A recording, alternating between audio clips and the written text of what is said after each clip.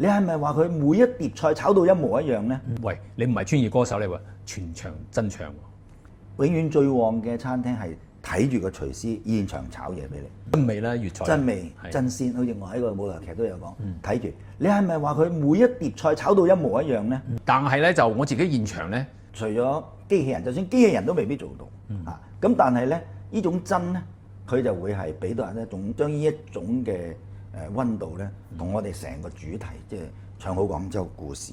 咁你點解夠膽？因為跨界，大家會更多人知道呢件事。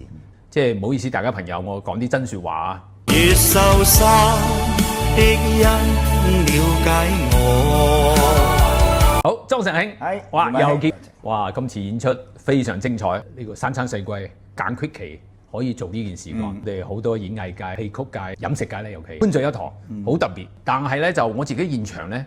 即係唔好意思，大家朋友，我講啲真説話啊！你知我年輕嘅時候都玩音樂啦，嚇。不過就好多演出咧，我所知道啊，第一非專業嘅咧，就好少好似你咁樣全場真唱。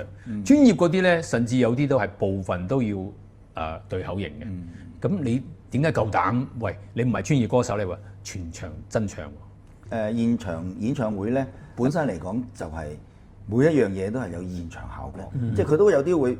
即係如果粵劇叫做撞界口啊，但係呢個精彩之處咧，就係現場嘅樂趣嘅。係第一個係真實，冇錯。所以2個鐘頭全部包括呢個舞台劇，全部嘅嘢咧係 live 現場冇對口型嘅嚇，冇出邊播音。成件事咧，我覺得係第一個咧，首先即係我哋作為出品方咧，係要將呢種誠意啊，要俾我哋現場嚟睇嘅觀眾咧，即係要有一種咁樣嘅一種呈現出嚟。我現場收翻回應咧，佢哋係覺得係有呢種欣賞價值嘅。咁其實我哋係覺得係所付出嘅呢種努力啦，係冇白費。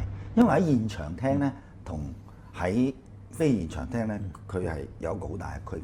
你特別如果你用手機去錄嘅時候咧，你唔同嘅位咧去錄咧，佢都有啲參差嚇，有啲瑕疵喺度。